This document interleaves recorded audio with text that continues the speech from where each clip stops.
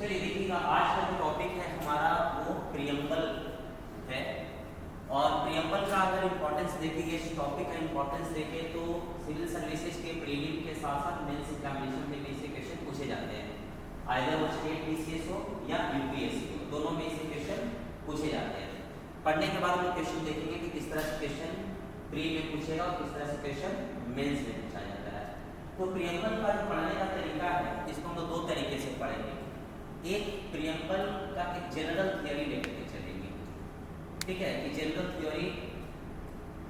Theory कहने का मतलब क्या हो गया कि इंडियन प्रियम्बल के अलावा जितना भी कॉन्स्टिट्यूशन है वर्ल्ड में जिसके पास प्रियम्बल है तो उसका अपना क्या थ्योरी है। जैसे अगर यूएसए की बात करें, ऑस्ट्रेलिया की बात करें, तो जहाँ जहाँ प्रियम्बल है तो उसकी बात करेंगे कि वहाँ पर उसका क्या स्टेटस है, उसका जनरल थ्योरी है। प्रियम्बल का अपना एक जनरल थ्योरी क्या है। और दूसरा इसका जो पार्ट है ये हम पढ़ेंगे इंडियन कॉन्टेक्स्ट में पढ़ेंगे कि भारतीय संविधान के परिप्रेक्ष्य में जो प्रियम्बल का इम्पोर्टेंस है, स्टेटस है, वो क्या है।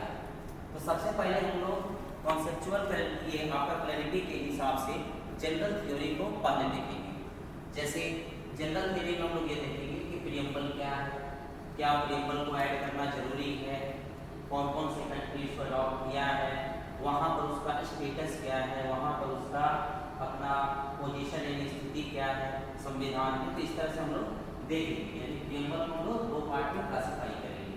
तो सबसे पहले हम देखते हैं जनरल थ्योरी कि प्रियम्बल का एक सामान्य परिप्रेक्ष्य में, प्रस्तावना का सामान्य परिप्रेक्ष्य में क्या मतलब है, ठीक है। तो अगर हम बात करें एक जनरल थ्योरी की व्हाट इज प्रियम्बल यानी प्रस्तावना क्या है, तो प्रस्तावना को सिंपल कहा जाता है it is like an introduction to the law, introduction to the law. It tells about purposes,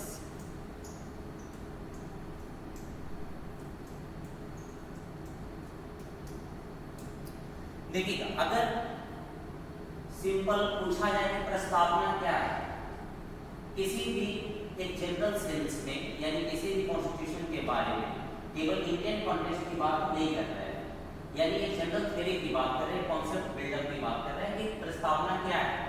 तो प्रस्तावना को कहा जाता है कि किसी भी कानून का या किसी भी संविधान का एक परिचय मात्र है। प्रस्तावना किसी भी कानून या संविधान का क्या है, एक परिचय मात्र है। और ये कानून का पर्पसेस बताता है, यानी कानून का उद्देश्य बताता है। यानी इसको हम सिंपली क्या बोलेंगे कि preamble is like an introduction to the law. देखिएगा introduction to the law, it tells about purposes, यानी किसी भी संविधान या कानून का एक इंट्रोडक्टरी पार्ट है, इंट्रोडक्शन है, ठीक है, जो क्या बताता है उसका पर्पस है, इसकी कानून का क्या क्या पर्पस है, क्या क्या उद्देश्य है, लॉ का क्या पर्पस है। अब यहाँ सवाल उठता है कि क्या जितने भी कॉन्स्टिट्यूशन है या जितने भी लॉ है उसमें प्रियम्बल ऐड क्यों किया जाता है, क्यों हमको पर्पस समझना है। बात वही कि कोई भी अगर लॉ बना, कोई भी संविधान बना, कॉन्स्टिट्यूशन बना, तो उसमें क्या जरूरत है कि प्रियम्बल को हम अटैच करें ही करें, कुछ तो इसके पीछे थियरी होगा। तो बस इतना समझना है कि कोई भी लॉ जो बनाया जाता है तो लॉ बनाने के जो मैनर है वो टेक्निकल मैनर होता है, यानी लॉ जो बनाते हैं वो अपने लैंग्वेज में उसको इलेबोरेट करते हैं, उसको अपने लैंग्वेज में लिखते हैं। जैसे बोला जाता है ना, कॉन्स्टिट्यूएंट असेंबली को भी एक बात बोल करके क्रिटिसाइज किया जाता है, संविधान सभा को भी एक बात बोल करके क्रिटिसाइज किया जाता है कि संविधान सभा वकीलों का स्वर्ग था। Constituent assembly was an heaven of lawyers, क्योंकि कॉन्स्टिट्यूएंट असेंबली में जितने भी मेंबर्स थे most of the members were from the background of law, यानी संविधान सभा में जितने भी सदस्य थे उसमें अधिकतर सदस्यों का जो पृष्ठभूमि था वो क्या था, लॉ था, यानी कानूनी क्षेत्र से वो अब अगर कानूनी क्षेत्र से लॉ बैकग्राउंड वाले, यहाँ देखिएगा, जो लॉ बैकग्राउंड वाले लोग हैं वो अगर कुछ भी लिखेंगे, कोई कानून वगैरह बनाएंगे तो टेक्निकल मैनर में बनाएंगे, वो अपने लैंग्वेज में बनाएंगे। ऐसा तो नहीं है कि जनरल लैंग्वेज में बनाएंगे जिससे कॉमन मैन भी उसको समझ सकता है। ठीक है, तो अब बात ये है कि जितने भी लॉ बनते हैं तो ये किस मैनर में बनते हैं? टेक्निकल मैनर में बनते हैं। ठीक है, टेक्निकल मैनर में बनेंगे। जब टेक्निकल मैनर में बनेंगे तो इसको समझ पाना कॉमन लोगों के लिए डिफिकल्ट होगा। तो इसी डिफिकल्टी को दूर करने के लिए, इसी कठिनाई को दूर करने के लिए जो कोई भी कानून बनाया जाता है या कोई भी संविधान बनाया जाता है तो उसके आगे प्रियम्बल को क्या किया जाता है? अटैच किया जाता है। ठीक है, यानी हम क्या बोलेंगे, ये टेक्निकल मैनर में कानून बनाया जाता है तो इसको दूर करने के लिए यानी बोल सकते हैं इन order to overcome,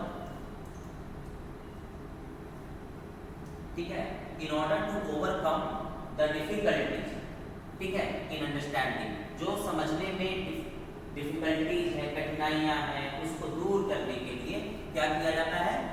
preamble add किया जाता है। ये बात समझ में आई?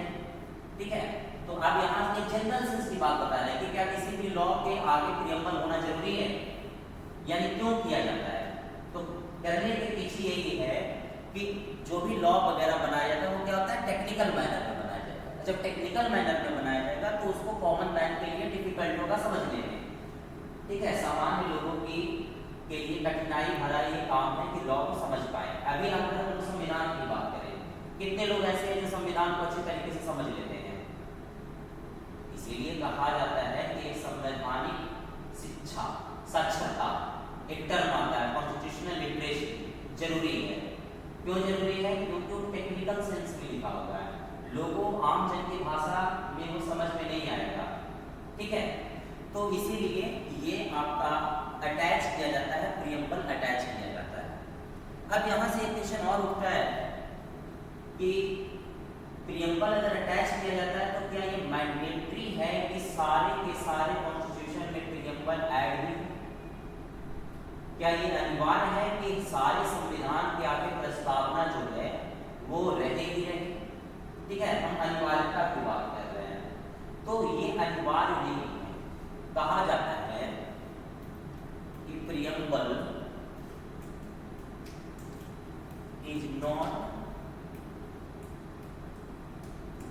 Mandatory but customary in nature,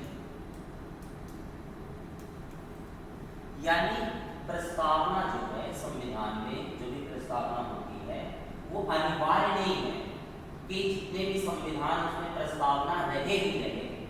it is not mandatory in nature, it is customary in nature. Customary किसका होता है? परंपरा। ठीक है, ये परंपरा के अनुसार चलते आ रहा है। ठीक है, अगर हम किसी भी कॉन्स्टिट्यूशन में प्रियम्बल ऐड नहीं भी करेंगे तो इससे ज्यादा कोई फर्क पड़ने वाला है नहीं। ठीक है, तो अगर पूछा जाए कि is preamble mandatory to any constitution, तो क्या बोलना है? No, it is not mandatory, ये अनिवार्य नहीं है, बशर्ते ये क्या है? एक परंपरा है। ठीक है, ये क्या है आपका? एक परंपरा है।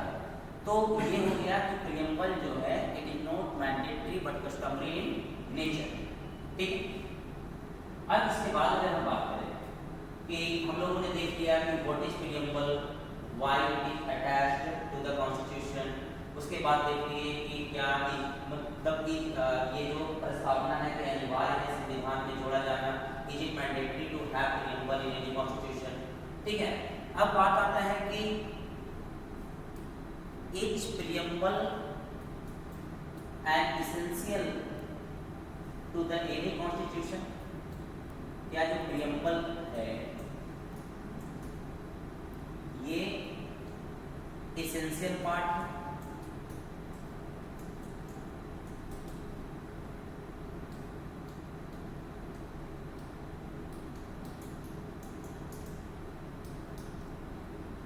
अब यहां से आप लोग जवाब दे सकते हैं। सिंपल सा क्वेश्चन है, अभी जितना भी हम लोग थियरी पढ़ रहे हैं उसमें ये बात आता है कि is preamble essential part of any constitution? क्या प्रियम्बल जो है किसी भी कॉन्स्टिट्यूशन का एसेंशियल भाग, एसेंशियल पार्ट है? बताइए आप। नहीं, सिंपल सा इसका मीनिंग है, अभी जस्ट बताए कि it is not mandatory, it is customary in nature. ये मैंडेटरी नहीं है, तो अगर कोई मैंडेटरी नहीं है इसका मतलब जरूरी नहीं है। अगर हम किसी भी ऑर्गन की बात करें कि ये जो नोज है ये क्या एसेंशियल ऑर्गन है हमारे बॉडी के लिए, तो क्या बताओगे? नहीं है एसेंशियल। एसेंशियल है, क्यों है? क्योंकि रहना ही रहना जरूरी है, ठीक है, ये मैंडेटरी है हमारे बॉडी के लिए। ऐसा मत समझना कि ये कस्टमरी नेचर है, ठीक है। तो ये सिंपल सी बात क्या है कि प्रियम्बल जो है अगर पूछा जाए कि इस preamble essential part of any constitution, देखिए लॉजिक समझिए, ठीक है, what is the logic behind this? हम क्या बताएं कि इट इज अ कस्टमरी, ठीक है, it is a custom to have preamble in front of the constitution. सबसे आगे कहा जाए कॉन्स्टिट्यूशन के आगे वाले पन्ने को क्या आप प्रियम्बल मान सकते हैं। तो ये क्या है कि आपका एसेंशियल नहीं है, तो हम बोलेंगे कि नो। क्यों? क्यों नहीं? कस्टमरी नेचर, ठीक है, क्या है? Customary nature. अब दूसरा चीज बताओ, इसी को एक और लॉजिक से समझो कि अगर हम प्रस्तावना को और किसी चीज के बारे में बताएं, जैसे प्रस्तावना के बारे में फिर से बोल रहे हैं कि क्या प्रस्तावना संविधान का हिस्सा है या नहीं, या किसी भी चीज के बारे में आपसे पूछा जाए कि क्या वो उसका एसेंशियल पार्ट है या नहीं, हिस्सा की बात नहीं कर रहे हैं, अनिवार्य भाग है या नहीं, ठीक है, तो कैसे डिफाइन करोगे? किसी भी चीज के बारे में बोल दिया जाए, जैसे हम बोलेंगे क्लास में, ठीक है, ये एसी लगा हुआ है, तो क्या क्लास का एसेंशियल पार्ट है? बताओ कैसे डिफाइन करोगे किसी चीज को? सिंपल सा लॉजिक है, उसको हटा देने से क्लास पर क्या इंपैक्ट पड़ेगा? तो बताओ क्लास पर कोई इंपैक्ट पड़ेगा? नहीं पड़ेगा, ठीक है। तो अगर क्लास पर कोई इंपैक्ट नहीं पड़ेगा तो अब बताओ एसी हमारे क्लासरूम का एसेंशियल पार्ट है? नहीं। तो अब यहाँ देखेंगे कि किसी भी कॉन्स्टिट्यूशन से प्रियम्बल को हटा दो, और प्रियम्बल के हटाने के बाद देखो कि क्या कोई भी परिवर्तन हमारे संविधान में आया या नहीं आया। अगर आ गया तो बोलेंगे कि it is an essential part, लेकिन अगर नहीं आया तो क्या बोलेंगे? It is not an essential part. Simple सा लॉजिक।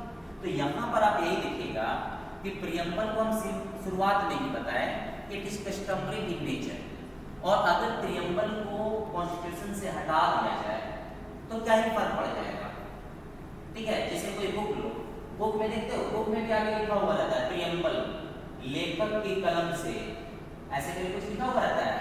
प्रीफेस, उसमें क्या होता है? पूरा किताब के बारे में बताया जाता है कि किताब का मेन पर्पस क्या है, कौन कौन सी चीजों को कवर किया गया है, राइटर क्या कहना चाहता है, पूरा पर्पस बता देता है। लेकिन हम किताब लिए, उस पन्ने को फाड़ दिए, तो बताओ किताब के कंटेंट में कोई भी चेंजेज आएगा? नहीं आएगा। तो हम क्या बोलेंगे कि अगर प्रियम्बल को अगर हम हटा दें, ठीक है, if preamble is removed out from the constitution, then there is no any changes in the status of law, ठीक है, यानी लॉ के स्टेटस में कोई भी चेंज होने वाला नहीं है। तो इसी कारण से हम क्या बोलेंगे कि preamble is not a part of, preamble is not a part नहीं बोलेंगे, preamble is not an essential part of the constitution, यानी प्रस्तावना संविधान का अनिवार्य भाग नहीं है। ये आपका जनरल थियरी है, जितनी चीजें भी बताए सारा का सारा क्या है? जनरल थियरी है, ठीक है। अब बात करते हैं इंडियन कॉन्टेक्स्ट में कि क्या इंडियन प्रियम्बल इंडियन कॉन्स्टिट्यूशन का एसेंशियल पार्ट है, ठीक है। अब यहाँ पर जो क्वेश्चन हम कहाँ एंट्री कर रहे हैं, तो इंडियन कॉन्टेक्स्ट में एंट्री कर रहे हैं। अभी तक हम लोग क्या क्या देखें, थोड़ा सा बता देते हैं इन ब्रीफ कि introduction to the law, preamble क्या था, इंट्रोडक्शन टू द लॉ, यही था ना। ये क्या बताता था, पर्पसेस, इसका मेन, ये talks about purposes of the law, कोई दिक्कत नहीं। इसके बाद बताए आपका कि क्यों अटैच किया जाता है, तो डिफिकल्टीज को दूर करने के लिए, in order to avoid difficulties in understanding, ठीक है। यानी ये जो आपका कोई भी लॉ जो टेक्निकल मैनर में लिखा रहता है, तो ये टेक्निकल मैनर में समझने में क्या होती है, डिफिकल्टीज होगी, और इस डिफिकल्टीज को दूर करने के लिए प्रियम्बल को ऐड किया जाता है, ठीक है। प्रियम्बल को क्या किया जाता है, ऐड किया जाता है। इसके बाद फिर हम लोग देख लिए कि it is not mandatory in nature,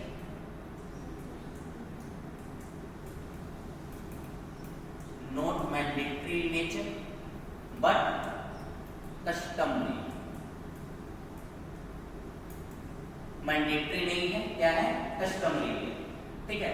इसके बाद देखें कि is it essential part of constitution, तो बताओ एसेंशियल पार्ट था, नो, क्योंकि अगर कॉन्स्टिट्यूशन से प्रियम्बल को हटा भी देंगे तो इस पर कोई फर्क नहीं पड़ने वाला है, यानी फर्क इन द सेंस कि स्टेटस ऑफ लॉ में कोई चेंजेस नहीं दिखाई देगा, जो कानून की स्थिति है उसमें कोई भी परिवर्तन नहीं होगा प्रियम्बल को हटा देने से, ठीक है। अब यहां पर हम एंट्री करेंगे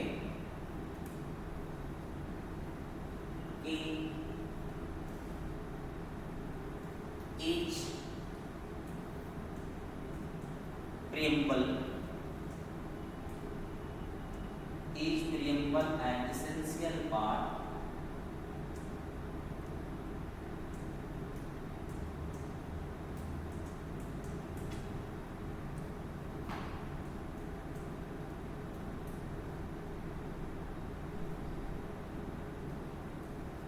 of Indian Constitution,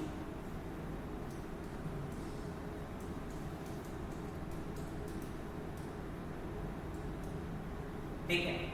यानी ये जो प्रियम्बल है, अब इंडियन कॉन्टेक्स्ट की बात करें, अब जनरल थियरी समझ में आ गया कि व्हाट इज प्रियम्बल, इतना सब समझ में आ जाए, इसमें तो कोई दिक्कत है नहीं कि प्रियम्बल क्या है।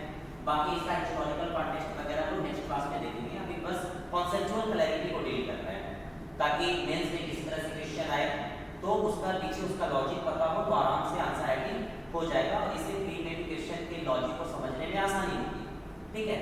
तो ये जो है आपका is preamble an essential part of Indian constitution. अब इंडियन कॉन्टेक्स्ट की बात करें तो देखिए इंडिया में क्या है कि इंडिया में कोई भी लॉ को इंटरप्रेट कौन करता है, कोई है interpreter of law, constitution, supreme court, ठीक है। इंडिया में एक सेंटेंस जनरली कभी कभी क्रिटिसाइज भी किया जाता है कि कॉन्स्टिट्यूशन इज व्हाट आवर जजेस से, कॉन्स्टिट्यूशन वही है जो हमारे जज अपना फैसला सुनाते हैं, वर्डिक्ट देते हैं, मतलब उसका एक सेंस है, उसका एक पक्ष है, ऐसा नहीं कि इस लाइन में हमारे कॉन्स्टिट्यूशन के पूरे पक्ष को एक्सप्लेन कर दिया गया, ठीक है। लेकिन एक पक्ष ये भी कहा जाता है कि कॉन्स्टिट्यूशन इज व्हाट आवर जजेस से, ठीक है, सिंपल मीनिंग है। तो यानी कौन सा पार्ट हमारे कॉन्स्टिट्यूशन का हिस्सा होगा, कौन सा नहीं है, क्या किसी का लीगल स्टेटस है, ये सारा काम किस पर है, सुप्रीम कोर्ट पर है। तो सुप्रीम कोर्ट के अलग अलग केसेस में ये बताया गया है कि preamble is part of our constitution और नॉट, ठीक है। ये अलग अलग केसेस से हम लोग पढ़ेंगे, ठीक है। तो सबसे पहला जो हमारा केस आता है वो आता है 1960 में बेरुबारी केस, नाम सुनिए होंगे थोड़ा बहुत, थोड़ा सा इसका बैकग्राउंड बोलते हैं, बेरुबारी केस, ठीक है, 1960। तो देखिए ऐसे एक क्लास हम लोग लेंगे लैंडमार्क जजमेंट पर कि जितना भी सुप्रीम कोर्ट का जजमेंट आया है उसको एक एक करके हम लोग क्लास में डील करेंगे, ठीक है। अभी इसको समझने के लिए कुछ केसेस का रेफरेंस लेना है, इसी कारण से हम ये केस को डायरेक्टली यहाँ पर रेफरेंस दिए कि 1960 का कौन सा केस है, बेरुबारी केस। बेरुबारी केस में क्या था समझिएगा कि बेरुबारी जो है वेस्ट बंगाल का एक रीजन था, उस पर पाकिस्तान क्लेम कर रहा था कि ये रीजन मेरा है, ठीक है। तो वो डिस्प्यूटेड टाइप का था। तो डिस्प्यूटेड टाइप का था तो इंडियन गवर्नमेंट चाह रही थी उसको ट्रांसफर करने के लिए, इसको देने के लिए पाकिस्तान, ठीक है। इस समय जो अभी बांग्लादेश है वो अर्लियर क्या था, ईस्टर्न पाकिस्तान था। तो वेस्ट बंगाल में पड़ता था, जलपाईगुड़ी डिस्ट्रिक्ट में था वो बेरुबारी। तो बेरुबारी इंडिया को तो मिला था लेकिन उसको लिख करके नहीं दिया गया था। अब बताओ इंडिया और पाकिस्तान के बीच बाउंड्री कौन खींचा था, बताओ? रेड क्लिफ, नाम सुनो रेड क्लिफ। रेड क्लिफ जो है, ठीक है, उन्हीं को ये जिम्मेवारी दिया गया था कि आप भारत और पाकिस्तान के बीच बाउंड्री लाइन को डिमार्केट करो, ठीक है, उसी लाइन खींचना। वो क्या किए थे, थाना के हिसाब से बांट दिए थे। इवन कहा जाता है कि वो एक पेपर लेकर के, जैसे होता है ना पेन से वो क्या किए थे, लाइन ड्रॉ कर दिए थे। तो एक सेंटेंस कहा भी जाता है कि ब्रिटिशर्स ने सबसे ज्यादा पेन से किया है। समझ में आ रहा है क्या बोले? ब्रिटिशर्स जो हम लोग को सबसे ज्यादा जो पेन यानी दुख दर्द वाला जो पेन है, किससे दिया है? ये पेन से दिया है, लिखने वाले से दिया है। ये पेन से क्या किया, डिमार्केट कर दिया बाउंड्री। अब लोग लड़ रहा है कि आधा जमीन किसी का इंडिया में है, आधा जमीन किसी में चला गया, पाकिस्तान में चला गया। तो भाई ये क्या है, पेन से पेन मिल रहा है हम लोगों को, ठीक है। अभी जो बाउंड्री डिस्प्यूट वगैरह जो चल रहा है वो किसका कमाल था, पेन का ही तो था, ठीक है। रेड क्लिफ वही किए थे। तो ये सेंटेंस ये भी बोला जाता है कि ब्रिटिशर जो हम लोग सबको सबसे ज्यादा पेन दिया, किससे दिया, पेन से दिया, ठीक है। बशर्ते दोनों का स्पेलिंग और मीनिंग अलग अलग है, ठीक है। तो ये जब बेरुबारी को ट्रांसफर करना था, आपको किसके पास करना था, पाकिस्तान को देना था। तो अब वहां के लोग ये आवाज उठाया कि हम लोगों ने पंडित जवाहरलाल नेहरू को पीएम के रूप में चुना और वही क्या कर रहे हैं, हम लोगों के एरिया को किसको दे रहे हैं, पाकिस्तान को दे रहे हैं। तो क्या ये पॉसिबल है? प्रियम्बल में एक सॉवरेनिटी टर्म है, संप्रभुता। तो क्या संप्रभुता का प्रयोग करते हुए भारत किसी भी एरिया को दूसरे देश को दे सकता है? ये भी सवाल है, ठीक है। जैसे आप बेरुबारी इंडियन टेरिटरी का हिस्सा है, तो गवर्नमेंट किस हिसाब से उसको दूसरे देश को सौंपेगा, ठीक है। तो यहाँ पर क्या हुआ कि लोग चले गए सुप्रीम कोर्ट कि भाई बताओ प्रियम्बल का स्टेटस क्या है, कि प्रियम्बल के हिसाब से, ठीक है, क्या एक जो आपका टेरिटरी है वो दूसरी कंट्री को सौंपा जा सकता है, ठीक है। तो सुप्रीम कोर्ट उस समय जजमेंट दिया कि preamble is not a part of our constitution, प्रस्तावना हमारे संविधान का हिस्सा नहीं है। अतः प्रस्तावना को आधार मान करके हम किसी भी क्षेत्र को ट्रांसफर नहीं कर सकते, ठीक है। तो करोगे कैसे, संविधान में संशोधन करके करो, कॉन्स्टिट्यूशनल अमेंडमेंट करके करो। तो 1960 के बेरुबारी केस में अभी हम लोगों को इतना याद रखना है कि in the verdict of Berubari case, Supreme Court declared that preamble is not a part of our constitution. यानी बेरुबारी वाद में सुप्रीम कोर्ट ने ये फैसला सुनाया कि प्रस्तावना संविधान का हिस्सा नहीं है, ठीक है। यानी हम सिंपली बोल सकते हैं कि बेरुबारी केस में क्या बोले, preamble is not a part of Indian constitution, ठीक है, ये बात बताया।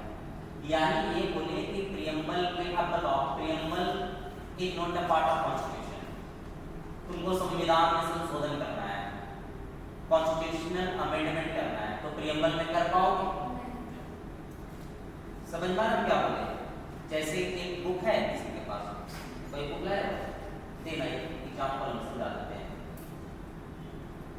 सर बोलते हैं वो प्रोस्पेक्टस है, जैसे अगर मान लेते हैं कि बोले, मान लेते हैं किताब है आपका, ठीक है, हम बोले ये पेज इस किताब का हिस्सा नहीं है, ये जो फ्रंट पेज है, this page is not a part of this book, ये ऐसे ही लगाया गया है और हमें अधिकार है कि आपको किताब में संशोधन करना है, you can amend in the book, तो बुक में आपको अमेंडिंग पावर मिला है कि बुक में आप संविधान संशोधन कर सकते हो।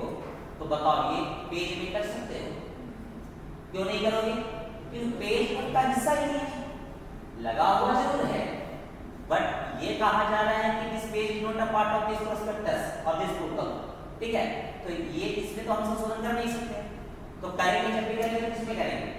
इसमें करेंगे। तो वही कंसीडर करो कि ये है प्रीएम्बल। सुप्रीम कोर्ट बोला this preamble is not a part of constitution, और हम लोगों को संविधान में संशोधन करने का अधिकार, यानी हम लोगों को कॉन्स्टिट्यूशनल अमेंडमेंट करने का अधिकार किसके थ्रू मिला है? आर्टिकल 368 के थ्रू मिला है। और आर्टिकल 368 बोलता है कि you can amend the constitution. ठीक है, यानी Parliament has power to amend the constitution, यानी संसद के पास क्या अधिकार है? संविधान में संशोधन करने का अधिकार है। तो भाई प्रीएम्बल संविधान का हिस्सा है ही नहीं, तो प्रीएम्बल में संशोधन कर सकते हो? नहीं करेंगे। ठीक है, यानी बेरुबारी केस से दो बात क्लियर हुआ। पहला चीज ये हुआ कि preamble is not a part of our constitution, यानी प्रस्तावना हमारे संविधान का भाग नहीं है। दूसरा, Parliament has no power to amend the preamble, यानी संविधान के पास कोई अधिकार नहीं है कि प्रस्तावना में वो क्या करे? संशोधन करे। हाँ सॉरी, संसद के पास कोई अधिकार नहीं है। ठीक है, अभी हम बोल दिए थे क्या? संविधान बोल दिए थे, गलत। ठीक है, संसद के पास कोई अधिकार नहीं है कि प्रस्तावना में संशोधन करे। अब देखो, सुप्रीम कोर्ट अगर कोई भी लॉजिक दिया, मतलब कोई भी वर्डिक्ट दिया, तो उसके पीछे अपना एक लॉजिक देता हो। सुप्रीम कोर्ट ये फैसला सुनाया कि preamble is not a part of constitution, तो सुप्रीम कोर्ट कौन सा लॉजिक दिया इसके पीछे? किस चीज को आधार बन करके ये बताया कि preamble is not a part of our constitution? कोई ना कोई लॉजिक होगा। ठीक है, समझ में आया? हम ऐसे ही तो नहीं बोलेगा ना सुप्रीम कोर्ट कि भाई मेरा मन कर रहा है कि preamble is not a part of our constitution, ऐसे तो बोलेगा नहीं। ठीक है, वो there might be some logic, और माइट बी क्या, there must be some logic. ठीक है, बिहाइंड दिस वर्डिक्ट, इस जो भी फैसला सुनाया गया उसके पीछे कुछ ना कुछ तो लॉजिक होगा ही होगा। तो अब देखते हैं कि क्या लॉजिक है। तो सुप्रीम कोर्ट क्या लॉजिक दिए? बोले कि देखो, सबसे पहला रिटेन कॉन्स्टिट्यूशन कौन था? लिखित संविधान सबसे पहला कौन है? यूएसए का कॉन्स्टिट्यूशन, यानी US constitution was the first written constitution, यानी अमेरिकी संविधान सबसे पहला लिखित संविधान। कोई दिक्कत इसमें नहीं। अब देखना, रिटेन कॉन्स्टिट्यूशन, और यही सबसे पहले प्रीएम्बल को क्या किया? एडॉप्ट किया। सबसे पहला अगर कोई कॉन्स्टिट्यूशन है,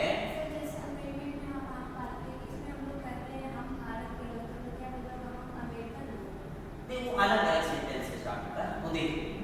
ठीक है, अभी बस हम ये बता रहे हैं, इसका कॉन्सेप्ट बता रहे हैं कि ये जो रिटेन कॉन्स्टिट्यूशन है, सबसे पहला रिटेन कॉन्स्टिट्यूशन किसका? अमेरिका। सबसे पहला लिखित संविधान किसका? अमेरिका। तो सबसे पहला कॉन्स्टिट्यूशन जो प्रीएम्बल को ऐड किया है वो कौन है? अमेरिका। और जितना भी कंट्री प्रीएम्बल को ऐड किया है, all have followed the tradition of US।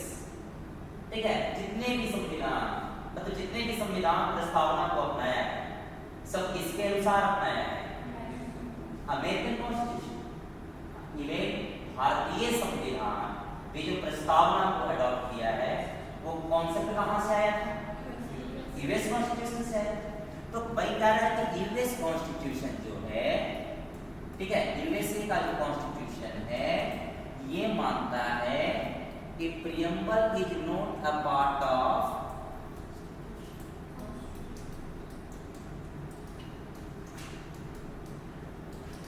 Constitution. जब अमेरिका वो मान रहा है तो हमको भी मानना पड़ेगा।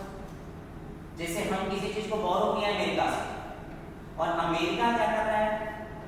अमेरिका उसको पार्ट नहीं मान रहा है। अमेरिका कह रहा है कि preamble is not a part of constitution, तो भाई हम भी तो वहीं से बोरो किए हैं। इंडिया को कहा जाता है, इंडियन कॉन्स्टिट्यूशन को इग्नोर कहा जाता है। Indian constitution is a borrowed constitution. Indian constitution क्या है? बोरो कॉन्स्टिट्यूशन है, ठीक है। तो हम वहां से बोरो किए, तो जो वो सिस्टम अपनाया है वो सिस्टम हम भी अपनाएंगे। This one the logic of Supreme Court behind Berubari case, ठीक है। बेरुवारी केस में जो वर्डिक्ट दिया था उसके पीछे सुप्रीम कोर्ट का लॉजिक यही था। अब समझ में आया?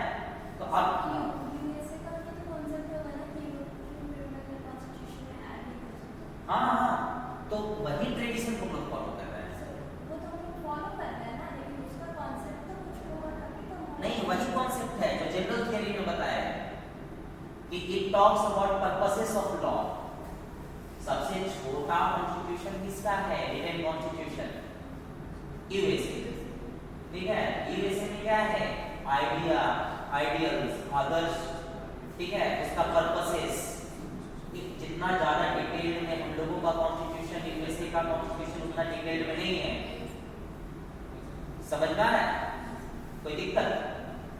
तो ये लॉजिक आ गया। अब क्या हुआ कि सडन यानी उसके बाद सुप्रीम कोर्ट का जो अप्रोच है प्रियम्बल को लेकर के वो क्या होता है? चेंज हो जाता है, ठीक है। यानी इसके बाद अगर हम बात करें एक केशवानंद भारती केस सुने होंगे, एक लैंडमार्क जजमेंट है। अगर इंडियन पॉलिटिकल हिस्ट्री की बात किया जाए तो केशवानंद भारती को ना पढ़े ऐसा हो ही नहीं सकता, और जो ना पढ़ रहा हो समझ लो कॉन्स्टिट्यूशन का ज्ञान उसके पास हो रहा है, ठीक है। तो केशवानंद भारती के बारे में हम एक दिन डिटेल सेशन लेंगे, मतलब पूरा डिटेल बताएंगे कि उसका बैकग्राउंड क्या था, किस तरह से केशवानंद भारती केस में डिबेट हुआ, सुप्रीम कोर्ट का जजमेंट क्या आया, उसका इम्पैक्ट क्या पड़ा इंडियन कॉन्स्टिट्यूशन पर, ठीक है। ये सब सारे चीजों को हम लोग देखेंगे। लेकिन अभी हम लोग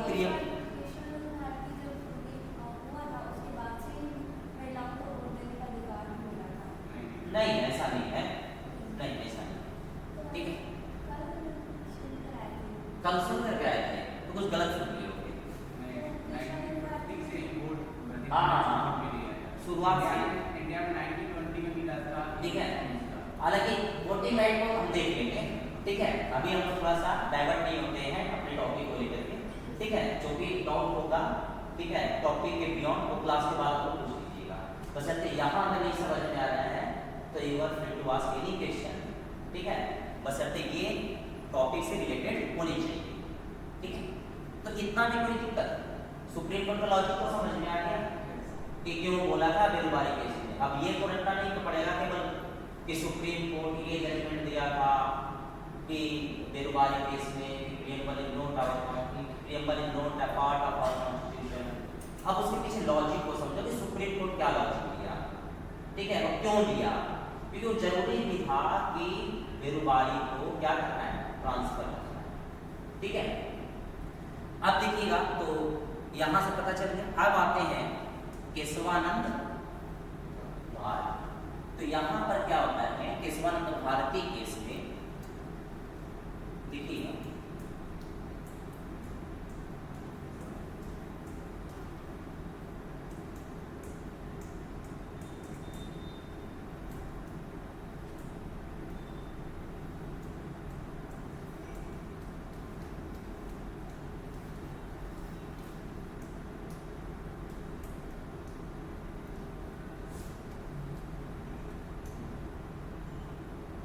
अब देखिएगा कि केशवानंद भारती केस में सुप्रीम कोर्ट का अप्रोच क्या होता है, ठीक है।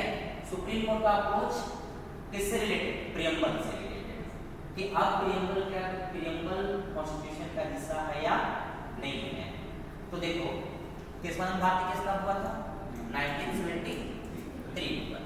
तो अब देखते हैं कि 1973 में क्या क्या वैसा सिस्टम हुआ था, ठीक है, जिसके कारण सुप्रीम कोर्ट का अपना अप्रोच चेंज करना पड़ा, ठीक है। और सुप्रीम कोर्ट क्या बोला कि preamble is a part of our constitution, ठीक है। इन केशवानंद भारती केस देखते हैं, यानी इसमें क्या बोले कि preamble is a part of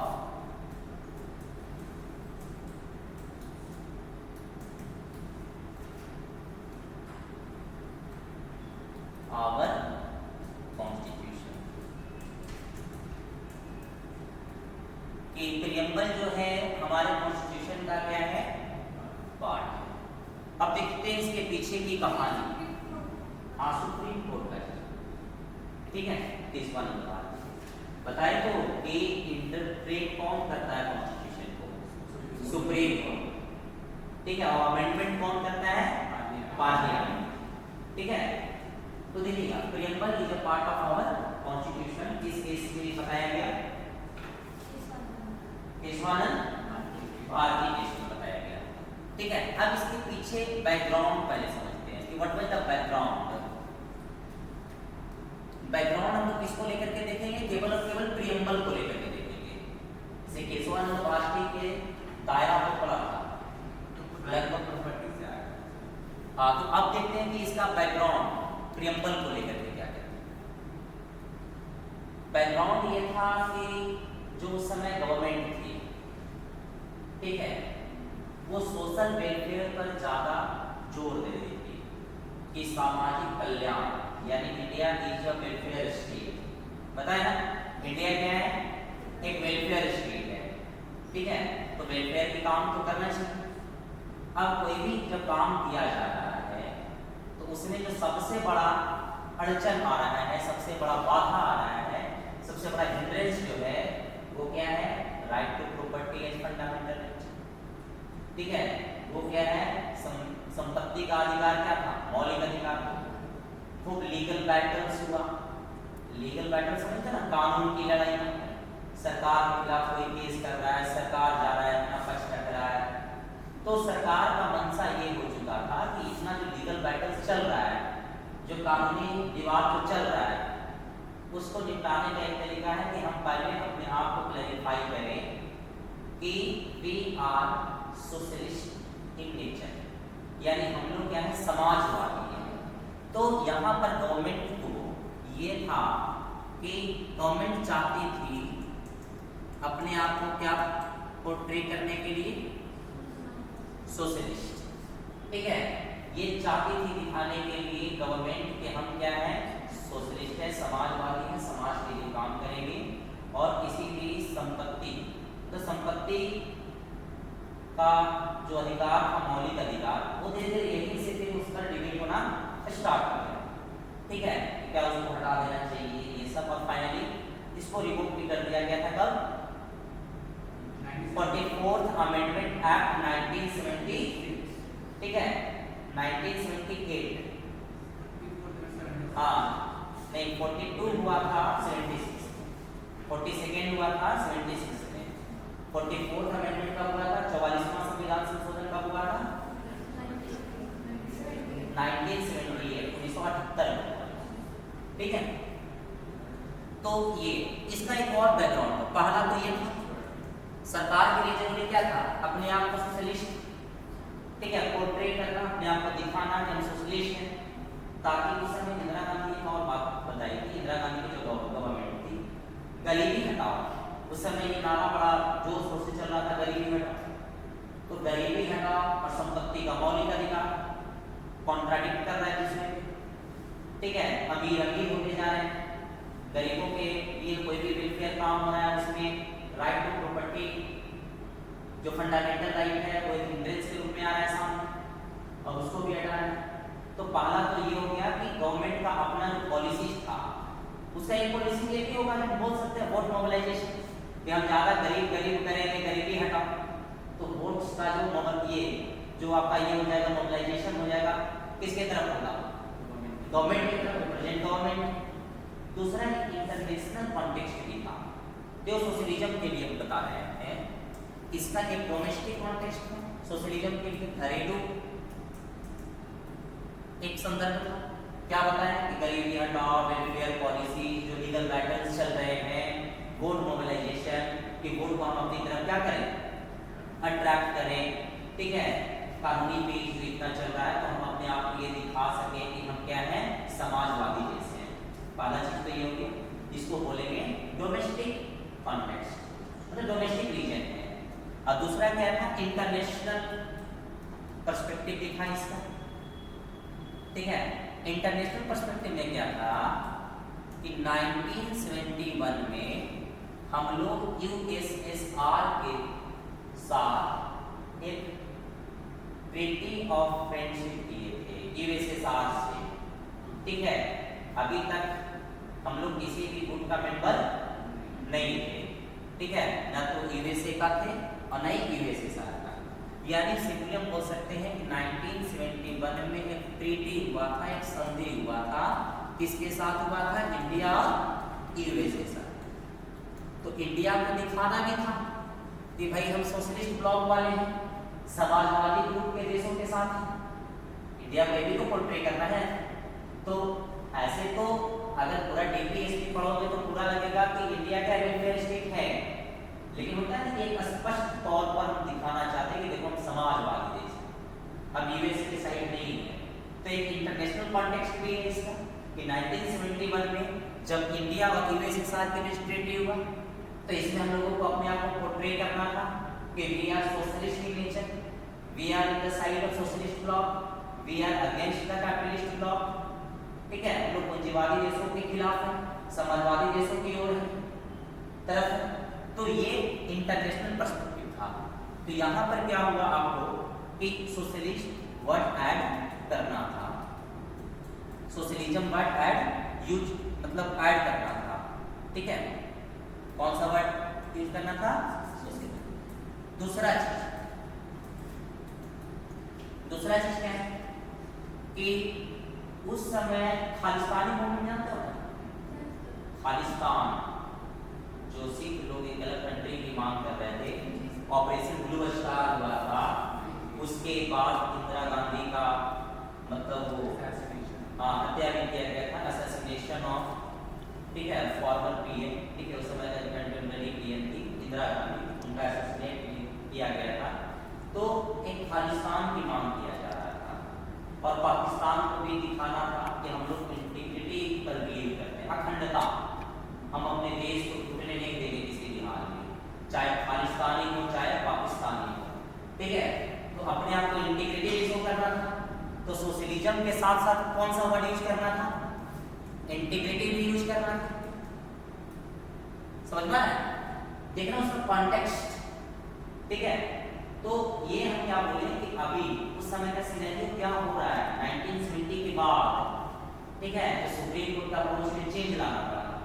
तो ये रीजन बता रहे हैं कि अब इंडियन गवर्नमेंट को ऐसा लग रहा है कि सोशलिज्म ऐड करें, उसके पीछे रीजन बता दीजिए। उसके बाद हम बताए इंटीग्रिटी ऐड करना है।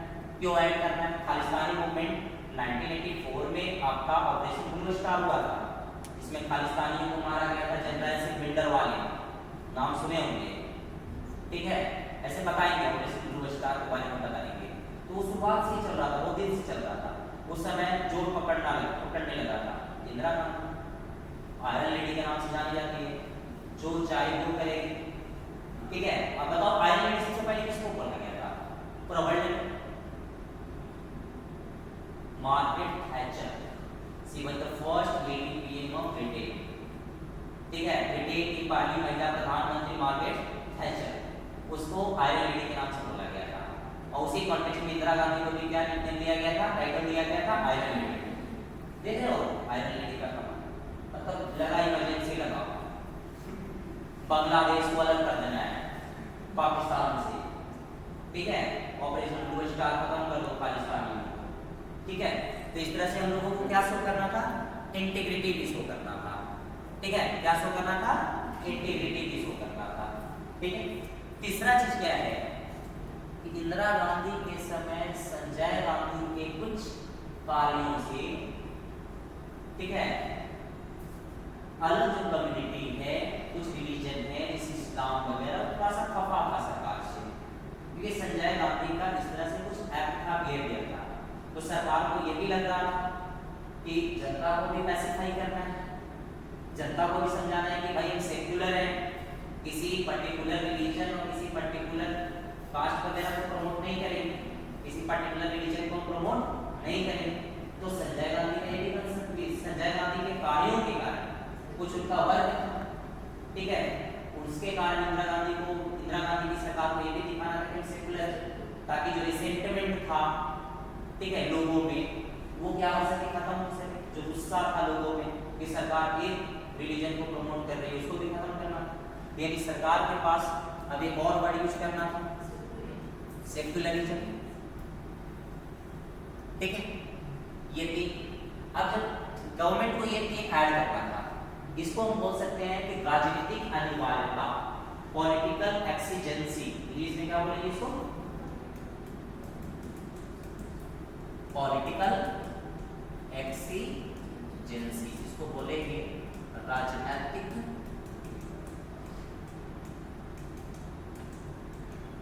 अनिवार्यता। ठीक है, तो राजनीतिक को अगर कहा जाए एक लाइन में कि सुप्रीम कोर्ट का जो अप्रोच था प्रियम्बल को लेकर के वो चेंज क्यों हुआ, तो that is because of political exigency.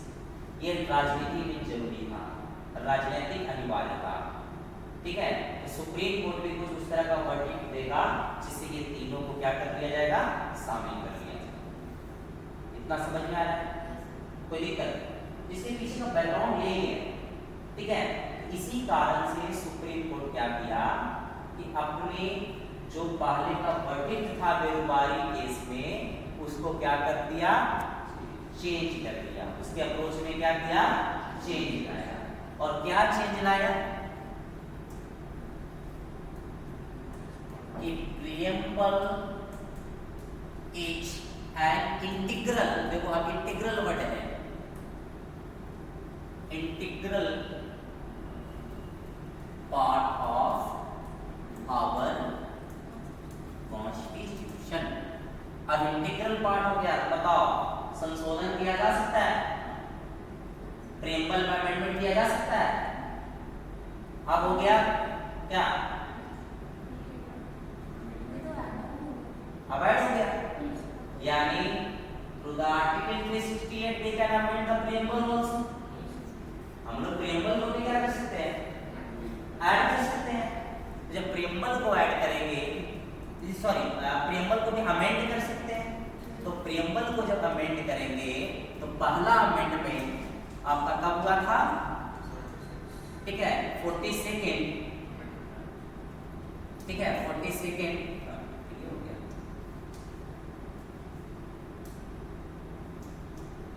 क्या बोलेंगे आप, प्रियम्बल क्या हो गया, इंटीग्रल पार्ट।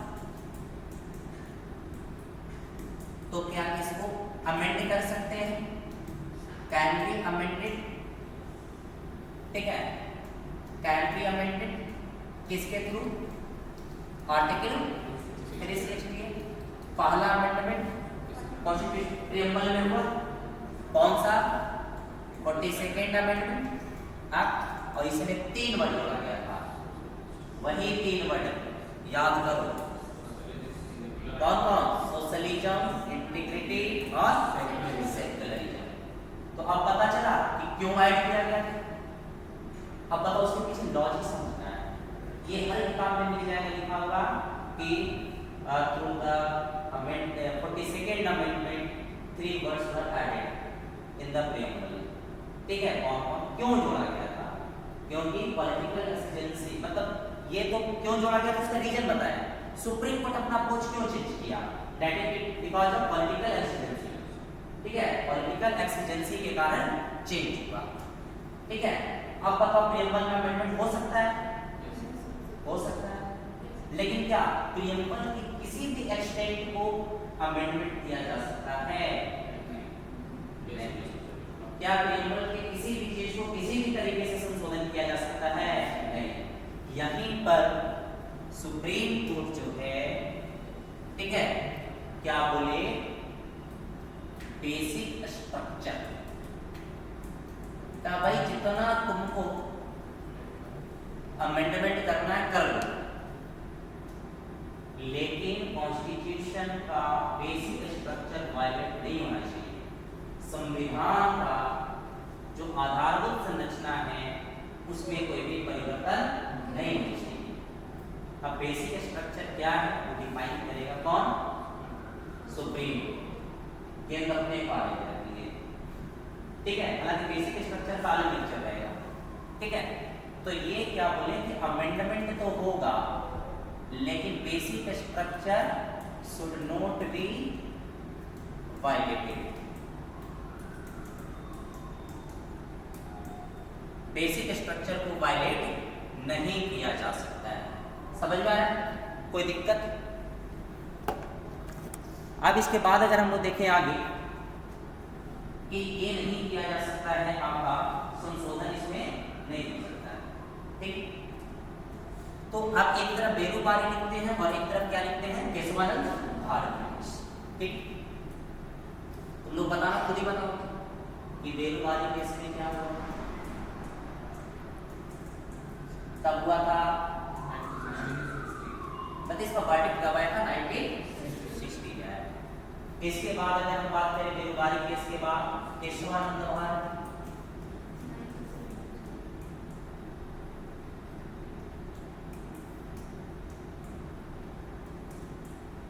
भारतीय केस, इसका वर्डिक्ट कब आया था? 1973। बताओ प्रियम्बल को क्या बोला गया? नोट अपार्ट,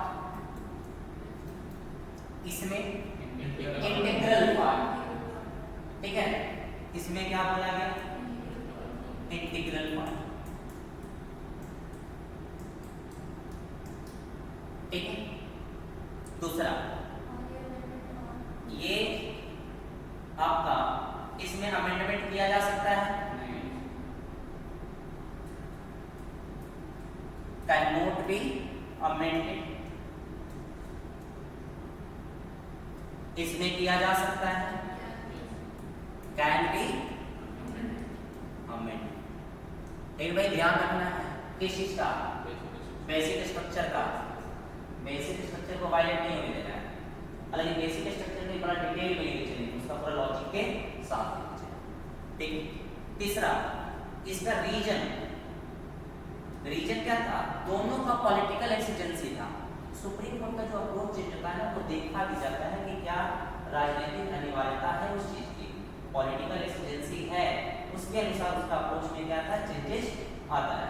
ठीक है, तो इसमें भी क्या था? बेरुबारी, यानी बोलेंगे इसका भी रीजन पॉलिटिकल एक्सीजेंसी, राजनीतिक अनिवार्यता क्या था? बेरुबारी को ट्रांसफर करना था। बेरुबारी को क्या करना था? ट्रांसफर करना था। ठीक है, दूसरा चीज क्या हो गया? इसमें भी क्या था? वही था, पॉलिटिकल एक्सीजेंसी था। समझ में आ रहा है? इसमें भी क्या था? पॉलिटिकल एक्सीजेंसी था, राजनीतिक अनिवार्यता, जिसके कारण approach of Supreme court has change. ठीक है, जो सुप्रीम कोर्ट का जो अप्रोच था उसके स्टेटस को लेकर के क्या हुआ? चेंज हो गया। कोई दिक्कत इसमें? किसी को कोई दिक्कत है तो पूछ लो, कुछ भी पूछ लो अगर दिक्कत है तो।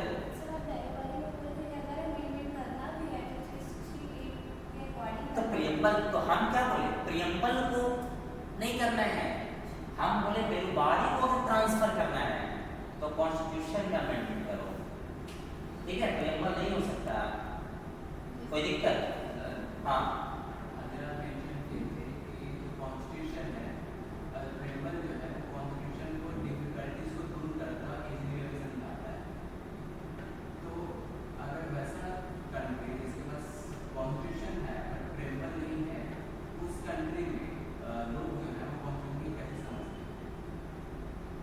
जितना भी, जैसे जनरली बात बता रहे हैं, जितना भी रिटेन कॉन्स्टिट्यूशन है जनरली लगभग के पास क्या है? प्रियम्बल है। ठीक है, जैसे अनरिटेन कॉन्स्टिट्यूशन की बात करें तो उसमें तो प्रियम्बल है। दूसरा चीज है कि वहां पर इंटरप्रेट करने वाले बॉडी है, जैसे हमारे यहाँ कॉन्स्टिट्यूशन को इंटरप्रेट करने वाले बॉडी क्या है? जुडिशियरी, सुप्रीम कोर्ट है, दूसरा वहां पर। ठीक है, और वैसा प्रियम्बल कुछ ना कुछ पर्पस को बताने के लिए तो रहेगा ही रहेगा। ठीक है, तो रिटेन कॉन्स्टिट्यूशन तो यही हम बता रहे थे ना कि ऐसा कोई जरूरी नहीं है कि जितना भी रिटेन कॉन्स्टिट्यूशन है सबके पास प्रियम्बल हो, लेकिन ऐसा देखा जाता है कि जितना भी रिटेन कॉन्स्टिट्यूशन है वहां पर प्रियम्बल है। ठीक है, जैसे बात करते हैं अभी प्रियम्बल है, कितने लोग समझ पाते हैं प्रियम्बल को? जैसे ऐसा तो नहीं है कि प्रियम्बल जोड़ दिया गया हमारे कॉन्स्टिट्यूशन में तो ये गांव का भी जो अनपढ़ लोग हैं वो समझ पा रहे हैं। उसके उसके लिए लिटरेसी की जरूरत, लिटरेसी होना जरूरी है, ठीक है, साक्षरता होनी जरूरी है, राजनीतिक साक्षरता मतलब ये सॉरी संवैधानिक साक्षरता होना जरूरी है, ठीक है। हाँ अच्छा वो बताएंगे अभी इसके बाद, अभी वही तो कॉन्सेप्ट केवल ब्रेक कर रहा है, ये जितना भी क्वेश्चन है ना उसको बताएंगे पूरा उसका हिस्टोरिकल पार्ट वगैरह। आज हम डील कर रहे हैं कॉन्सेप्चुअल पार्ट, पढ़ने से पता चल रहा है कुछ ऐसा चीज पता है जो रखने वाला चीज है, ठीक है। तो पूरा का पूरा डील क्या कर रहा है, कॉन्सेप्ट बिल्डिंग कर रहा है, ठीक है। अब देखिएगा ये जो है यहाँ पर आपका क्या है, बेसिक स्ट्रक्चर को वायलेट नहीं करना चाहिए। तो ये चीज हो गया किसमें, केशवानंद भारती किसमें। अब तुम लोग एक बताओ कि सुप्रीम कोर्ट का क्या लॉजिक रहा होगा कि अपने जजमेंट में क्या कर दिया, चेंज कर दिया, कुछ तो लॉजिक होगा। बताओ बेरुबारी केस में लॉजिक दिया था ना कि हम किसको फॉलो कर रहे हैं, यूएस ट्रेडिशन को। यूएस ट्रेडिशन को जब फॉलो कर रहे हैं तो वो नहीं मानता है कि preamble is a part of our constitution. जब वो नहीं मानता तो हम क्यों माने, हम भी तो वहीं से फॉलो किए हैं। इसके पीछे क्या रीजन है, इसके पीछे सुप्रीम कोर्ट क्या लॉजिक दिया, कुछ तो होगा। समझ में आ रहा है, केशवानंद भारती केस में जब सुप्रीम कोर्ट ओवर रूल किया बेरुबारी केस का वर्डिक्ट को, जब बेरुबारी केस के वर्डिक्ट को जब वो मना किया, मतलब ये ओवर रूल करके अपना दूसरा वर्डिक्ट सुनाया, तो कुछ तो लॉजिक होगा। तो लॉजिक क्या दिए थे सुप्रीम कोर्ट, सुप्रीम कोर्ट बोले कि एक बड़ा इंपॉर्टेंट लॉजिक है जिसको हम लोग बेरुबारी केस में मिस कर दिए। तो बोला गया क्या वैसा लॉजिक था, क्या वैसा इंपॉर्टेंट चीज था, तो बोला गया कि इंडिया में जो प्रियम्बल है वो कॉन्स्टिट्यूशन में वोटिंग के थ्रू यानी मोशन के थ्रू शामिल किया गया। कॉन्स्टिट्यूशन में कैसे आया है, मोशन के थ्रू। जैसे कोई भी कानून बना तो कैसे हुआ, वोटिंग वगैरह, तो जिस तरह से कानून बनाया जा रहा है संविधान में, उसी तरह से प्रियम्बल को पास करके क्या किया गया, संविधान में जोड़ा गया। तो भाई प्रियम्बल को जब पास करके जोड़ा गया तो इसका मतलब preamble should be a part of our constitution. समझ में आ रहा है क्या होता है कि अभी तक वो चीज को नेगलेक्ट किया सुप्रीम कोर्ट, बाद में इसको एक वर्डिक्ट, मतलब बाद में सुप्रीम कोर्ट को लगा कि एक इंपॉर्टेंट चीज को मिस कर रहा है। क्या मिस कर रहा है कि भाई संविधान सभा के द्वारा लिखा गया, कॉन्स्टिट्यूशन किसके द्वारा लिखा गया, कॉन्स्टिट्यूएंट असेंबली के द्वारा लिखा गया। तो कॉन्स्टिट्यूएंट असेंबली जितना भी मोशन के मतलब चीजों को पास करके सर्वसम्मति से पास करके शामिल किया, वो संविधान का हिस्सा है। जितना भी कानून वगैरह बनाया, जितना भी पार्ट वगैरह बनाया, सब वैसे किया। और उसी तरीके से प्रियम्बल को भी पास करके संविधान में लाया, जैसे अदर चीजों को शामिल किया गया थ्रू द मोशन। तो जब मोशन के थ्रू अगर प्रियम्बल को कॉन्स्टिट्यूशन में ऐड किया गया, तो जब अदर चीज को कॉन्स्टिट्यूशन का पार्ट माना जा रहा है तो प्रियम्बल को भी माना जाना चाहिए। समझ में आ रहा है? तो तब यही लॉजिक दिया कि प्रियम्बल जो हमारे कॉन्स्टिट्यूशन में ऐड किया गया थ्रू कैसे किया गया, मोशन के थ्रू किया गया, ठीक है, मोशन के थ्रू किया गया। और बाकी चीजें जो मोशन के थ्रू जो किया गया है उसको क्या माना गया, पार्ट माना गया। तो प्रियम्बल भी क्या है, पार्ट। समझ में आया क्या बोले, कोई दिक्कत इसमें कि preamble has been introduced in our constitution through motion in constituent assembly, ठीक है, एक प्रस्ताव के द्वारा पास किया गया। भाई ये प्रस्ताव के द्वारा जितनी भी चीजें पास कर रही है, ठीक है, उसको आप संविधान का हिस्सा मान रहे हो, तो प्रस्तावना को देखो, प्रस्तावना को भी उसी में पास किया गया, तो संविधान का हिस्सा हो गया। और उस समय से प्रस्तावना क्या हो गया, संविधान का हिस्सा हो गया और उसमें संशोधन किया जा सकता है, ठीक है, टू एन एक्सटेंट, ताकि बेसिक स्ट्रक्चर वायलेट ना। समझ आया, कोई दिक्कत? तो यहाँ तक कुछ कॉन्सेप्ट बिल्डअप हुआ कि नहीं हुआ? लैंग्वेज को लेकर के हम लिखवा देंगे अलग अलग चीजों में, ठीक है, ये हम आंसर राइटिंग प्रैक्टिस करवाएंगे अलग अलग लैंग्वेज, वो लैंग्वेज को बैरियर बनाना, जो हम समझा रहे हैं समझ में आ रहा है कि नहीं आ रहा है, ठीक है। तो इतना कॉन्सेप्ट बिल्डिंग हुआ। नेक्स्ट क्लास में इसका पूरा हिस्टोरिकल कॉन्टेक्स्ट देखेंगे कि भारतीय संविधान में जो प्रस्तावना का क्या क्या ऐतिहासिक परिप्रेक्ष्य है कैसे शामिल किए, कैसे कैसे प्रोसेस चला, उसमें कौन कौन से वर्ड्स हैं, उसका एक्सप्लेनेशन, उसका ऑब्जेक्टिव, ये सब सारा कुछ देखेंगे। ठीक है, उसके बाद क्वेश्चंस देखेंगे, मेंस का क्वेश्चन लिखेंगे, ऑब्जेक्टिव्स वगैरह करेंगे, उसके बाद प्रीएम्बल खत्म हो जाएगा। ठीक है, लेकिन ये कॉन्सेप्ट बिल्डिंग के साथ खत्म होगा। तो आज का क्लास इतना तक ही रखते हैं।